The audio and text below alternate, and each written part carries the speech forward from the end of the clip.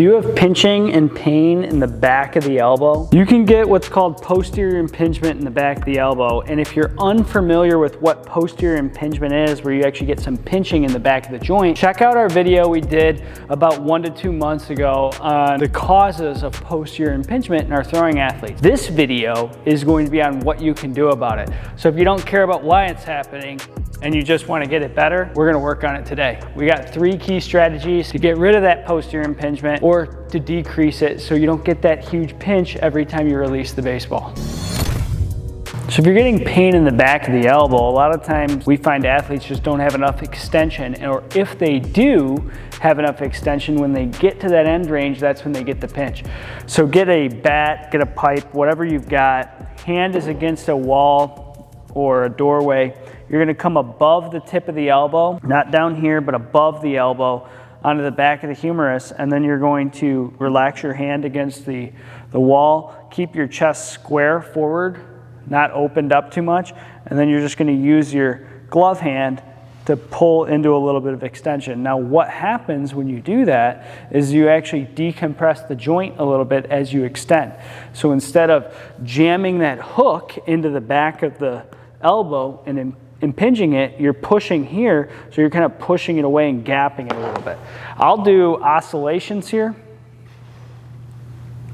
Bounce it if that feels comfortable, or just give it a static hold. And just hang out there and just hold it. I'm not going to go through every elbow decompression or every elbow stretch in this video. Understand that getting your elbow extension back to normal, or as close as you possibly can to normal, is the first key to eliminating that pinch when you throw. You shouldn't have pain when you do this. If you do, you got to change the stretch or try something else.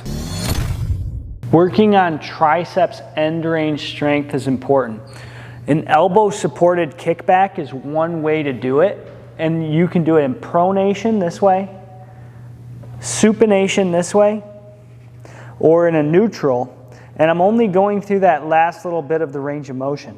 The full kickback is unimportant, but I like to support the humerus just to isolate out the elbow extension. And a lot of times, the supinated variation is the way to go. Now, if you have pain when you go to that peak contraction, you may only go to here, and you might work that.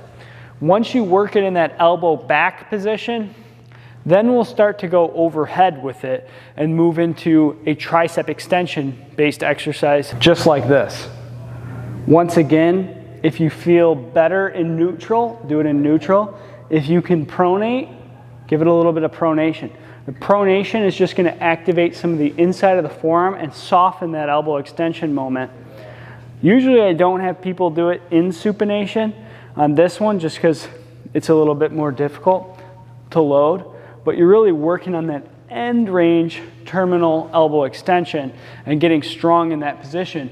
And you can change your attachment height based on what part of the range of motion you want to make more difficult.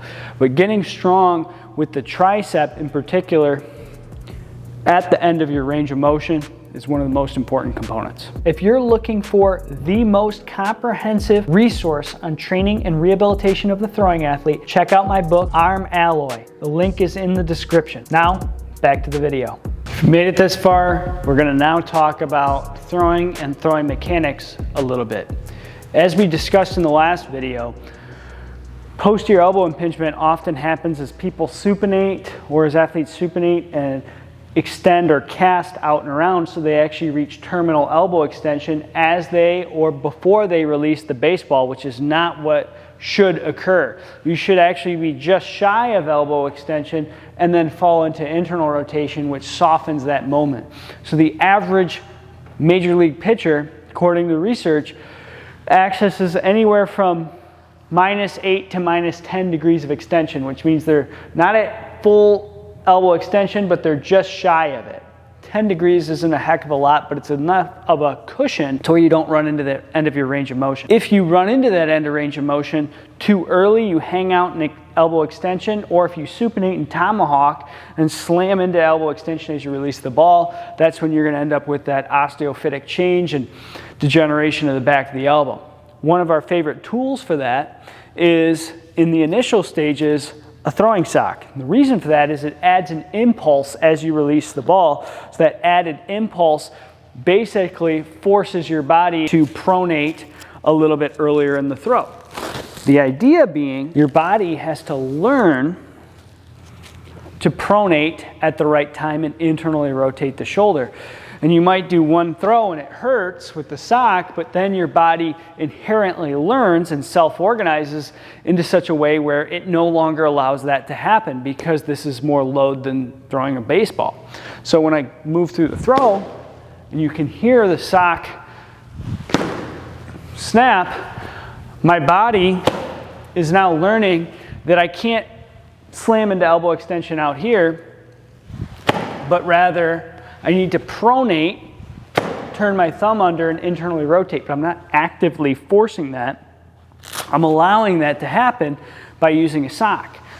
Once I teach myself that with a throwing sock, there's a couple things you can do to make sure it happens when you throw a baseball. So instead of supinating and abducting and extending out and around and casting, I need to make sure I'm pronated. One of our favorite drills is just to come into a more pronated position with the elbow slightly more out in front of the chest as opposed to dragging out and around behind. And now from here, I have to keep the ball in close because the problem is that early elbow extension before I've maximized my velocity of my torso towards the target into rotation. So here, I keep the ball in close, and then I come through the throw. So the idea is that I don't extend too early. If you watch professional pitchers, they delay, or any high-level thrower, they delay their elbow extension as their trunk reaches peak angular rotational velocity to the target. If you're doing this early in the throw, you're not only slamming into the end of your elbow range of motion, but you're going to lose velocity as a result. So a little bit of pronation, keeping the ball in close, and then coming through.